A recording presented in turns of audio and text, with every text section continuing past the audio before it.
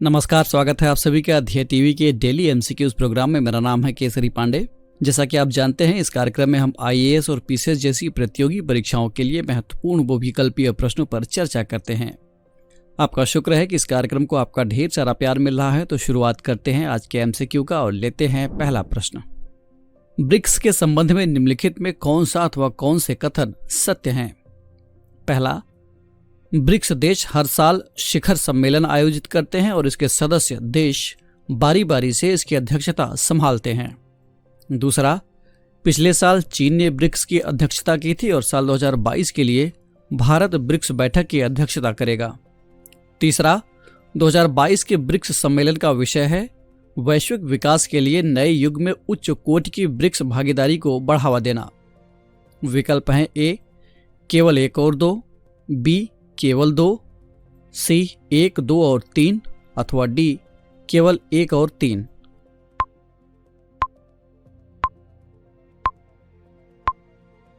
इस प्रश्न का सही उत्तर है विकल्प डी, यानी केवल कथन 1 और 3 सत्य है।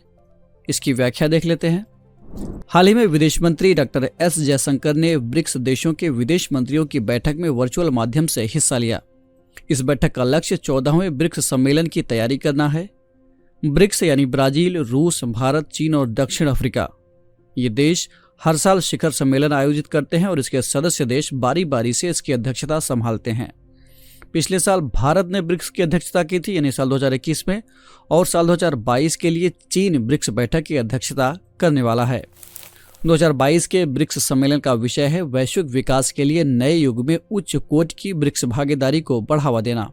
इस उपलक्ष्य में 25 कार्यक्रमों की योजना बनाई गई है। भारत इस वर्ष ब्रिक्स विज्ञान प्रौद्योगिकी नवाचार संचालन समिति के हिस्से के रूप में 5 कार्यक्रमों का आयोजन करेगा। बढ़ते हैं दूसरे प्रश्न की ओर। सेला दर्रा यानी माउंटेन पास, जो हाल में सुर्खियों में है, ये कहाँ स्थित है? विकल्प हैं ए, अरुणाचल प्रदेश, बी, सिक्किम, सी, जम्मू कश्मीर अथवा डी, हिमाचल प्रदेश।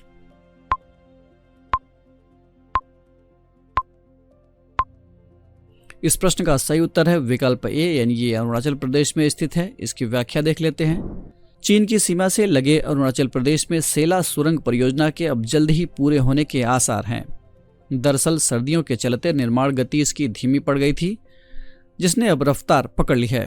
700 करोड़ की इस परियोजना के जून 2022 तक पूरा होने की उम्मीद है। इस परियोजना की आधारशिला फरवरी 2019 में प्रधानमंत्री श्री नरेंद्र मोदी ने रखी थी। प्रोजेक्ट के तहत तवांग और वेस्ट कामेंग जिलों के बीच 2 सुरंग बन रही है, टनल 1 और टनल 2। तैयार होने के बाद ये सेला टनल 13,500 फीट से ज्यादा की ऊंचाई पर 2 लेन में बनी दुनिया की सबसे बड़ी सुरंग होगी। बता दें कि सेला दर्रा 317 किलोमीटर लंबी बालीपारा चाहरद्वार तवांग सड़क पर मौजूद है। यह दर्रा अरुणाचल प्रदेश के पश्चिम कामेंग, पूर्वी कामेंग और तवांग जिलों को देश के बाकी हिस्सों से जोड़ने वाला एकमात्र रास्ता है। तवांग सेक्टर में एलएसी तक पहुंचने का भी ये इकलौता रास्ता है। लद्दाख और अरुणाचल प्रदेश में चीनी सेना की तरफ से अतिक्रमण को देखते हुए इस सुरंग का महत्व काफी बढ़ गया है। बढ़ते हैं तीसरे प्रश्न की ओर। अंतर्राष्ट्रीय संग्रहालय दिवस के संबंध में निम्नलिखित में कौन सा कथन असत्य है? पहला, हर साल 18 मई को अंतर्राष्ट्रीय संग्रहालय दिवस के रूप में मनाया जाता है। दूसरा, इस साल अंतर्राष्ट्रीय संग्रहालय दिवस के मौके पर संस्कृति मंत्रालय ने museum of India mobile app launch किया। विकल्प हैं ए, केवल 1, बी, केवल 2, सी, 1 और 2 दोनों अथवा डी, इनमें से कोई नहीं।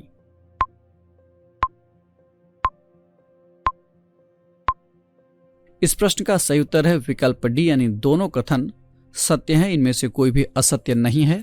इसकी व्याख्या देख लेते हैं। हर साल 18 मई को अंतर्राष्ट्रीय संग्रहालय दिवस के रूप में मनाया जाता है। अंतर्राष्ट्रीय संग्रहालय दिवस 1977 से 18 मई को इस तथ्य के बारे में जागरूकता बढ़ाने के लिए मनाया जाता है कि संग्रहालय सांस्कृतिक आदान प्रदान, संस्कृतियों के संवर्धन और आपसी समझ, सहयोग और लोगों के बीच शांति के विकास का एक महत्वपूर्ण साधन है। अंतर्राष्ट्रीय संग्रहालय दिवस के मौके पर संस्कृति मंत्रालय ने 2 पहलों का अनावरण किया। म्यूजियम हैकाथॉन की घोषणा की गई और म्यूजियम ऑफ इंडिया यानी मोबाइल ऐप है ये, इसका शुभारंभ किया गया, जहां पहला पहल देश के प्रतिभाशाली दिमागों को संग्रहालय केंद्रित समस्याओं के अनूठे समाधान खोजने के लिए तैयार करता है, तो वहीं दूसरे का उद्देश्य संग्रहालयों की भौतिक और भौगोलिक सीमाओं को मिटाते हुए देश भर के 8 राष्ट्रीय संग्रहालयों की 750 वस्तुओं के डिजिटल स्वरूप तक पहुंच दिलाना है। बढ़ते हैं चौथे प्रश्न की ओर।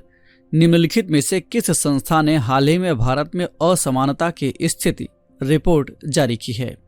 विकल्प हैं ए वित्त मंत्रालय, बी प्रधानमंत्री की आर्थिक सलाहकार परिषद, सी सामाजिक न्याय एवं अधिकारिता मंत्रालय अथवा डी नीति आयोग।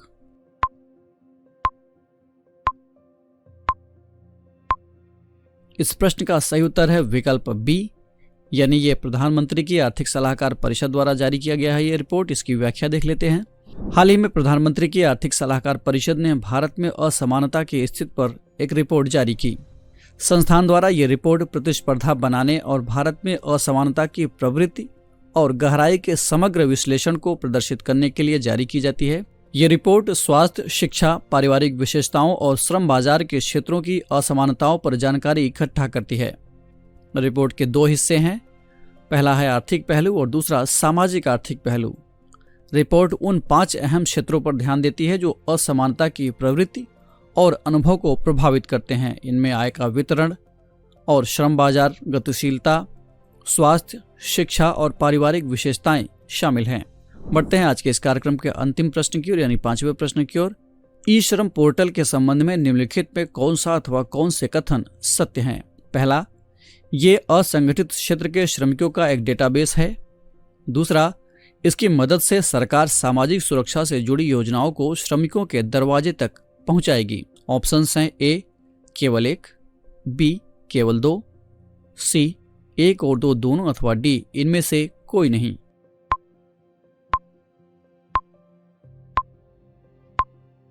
इस प्रश्न का सही उत्तर है विकल्प सी, यानी दोनों कथन सत्य हैं। इसकी व्याख्या देख लेते हैं। केंद्र सरकार श्रम एवं रोजगार मंत्रालय के ई श्रम पोर्टल को one nation one ration card योजना के साथ एकीकृत करने की प्रक्रिया में है। बता दें कि ई श्रम पोर्टल को केंद्रीय श्रम एवं रोजगार मंत्रालय द्वारा अगस्त 2021 में लॉन्च किया गया था। ये असंगठित कामगार का एक डेटाबेस है। इसके जरिए केंद्र और राज्य सरकारों द्वारा लागू की जा रही विभिन्न सामाजिक सुरक्षा योजनाओं को पूरा करने में मदद मिलेगी। दरअसल इस पर पंजीकरण के बाद कामगारों को यूनिक यूनिवर्सल अकाउंट नंबर वाला एक ई श्रम कार्ड जारी किया जाता है। वे इस कार्ड के जरिए तमाम सामाजिक सुरक्षा योजनाओं का लाभ कहीं भी कभी भी प्राप्त कर सकते हैं। तो ये था आज का डेली एमसीक्यूज कार्यक्रम। कमेंट करके हमें जरूर बताएगा कि आपके 5 में से कितने प्रश्न सही हुए। अगर आपको ये कार्यक्रम अच्छा लगा तो ध्येय आईएएस के चैनल को लाइक, सब्सक्राइब अथवा शेयर करना ना भूलें। साथ ही बेल आइकन भी प्रेस करें ताकि आपको हमारे आने वाले सभी प्रोग्राम्स का नोटिफिकेशन मिलता रहे। हम फिर मिलेंगे एक नए कार्यक्रम के साथ। तब तक के लिए पढ़ते रहिए और बढ़ते रहिए। नमस्कार।